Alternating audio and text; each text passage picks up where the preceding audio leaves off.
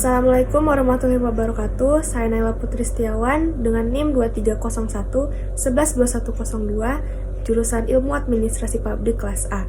Di sini saya akan menjawab pertanyaan ujian akhir semester dari Bapak Dr. Zulkarnaini SOS MSI sebagai dosen pengampu mata kuliah Birokrasi dan Reformasi Publik. Baiklah, di sini saya akan menjawab pertanyaan nomor 1, yaitu praktek governance di Indonesia dari aspek mindset dan kulturas ditandai dengan tidak inovatif atau tidak memiliki semangat untuk berubah. Jelaskan maksudnya. Di sini tidak inovatif ini seringkali mengacu pada kurangnya semangat untuk berubah dan memperbarui sistem yang ada, terutama dari sisi mindset dan kulturas para aparatur sipil negara atau ASN dan pejabat pemerintahan. Di sini saya akan menjelaskan mindset tidak inovatif itu seperti ketidakcukupan penggunaan teknologi informasi. Karena di sini masih kurang optimal dalam pemanfaatan teknologi informasinya.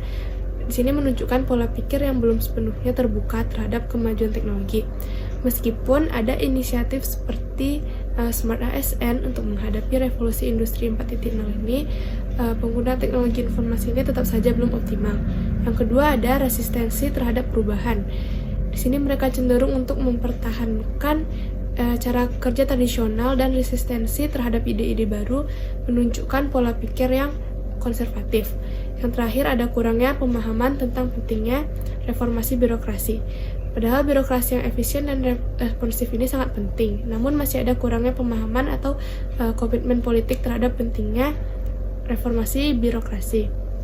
Selanjutnya saya akan menjelaskan kultur tidak inovatif itu seperti iklim inovasi yang buruk.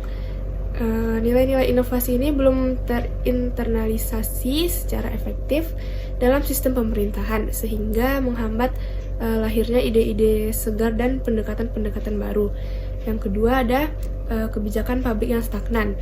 Meskipun ada banyak inovasi yang terdaftar dalam sistem inovasi kebijakan publik, jumlah tersebut belum tentu mencerminkan peningkatan kualitas pelayanan publik. Yang terakhir ada kurangnya kepemimpinan politik yang kuat.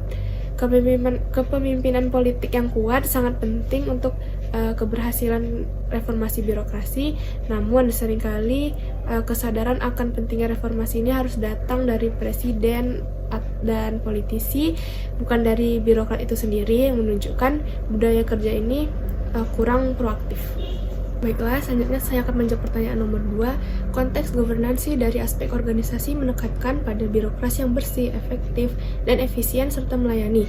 Bagaimana prakteknya di Indonesia dan apa yang mesti dilakukan untuk perubahannya? Soal praktik tata kelola pemerintahan di Indonesia memang belum sepenuhnya ideal. Ada beberapa hal yang masih perlu dibenahi. Misalnya seperti masih ada isu korupsi dan kurang integritas di kalangan pejabat. Birokrasinya juga kadang lambat dan kurang tanggap dengan kebutuhan masyarakat. Selain itu, pemborosan sumber daya dan biaya yang tinggi dalam menjalankan pemerintahan. Dan juga masih ada keluhan masyarakat terkait kualitas dan aksesibilitas layanan publik yang diberikan pemerintah. Hal itu menunjukkan bahwa birokrasi belum sepenuhnya berfokus pada memenuhi kebutuhan dan kepuasan masyarakat. Untuk memperbaikinya, perlu adanya perubahan menyeluruh di dalam birokrasi, mulai dari gaya kepemimpinan, budaya organisasi, manajemen sumber daya, sampai sistem tata kelolanya. Jadi, bisa menjadi lebih bersih, efektif, efisien, dan bisa fokus melayani masyarakat. Sekian jawaban yang dapat saya berikan. Wassalamualaikum warahmatullahi wabarakatuh.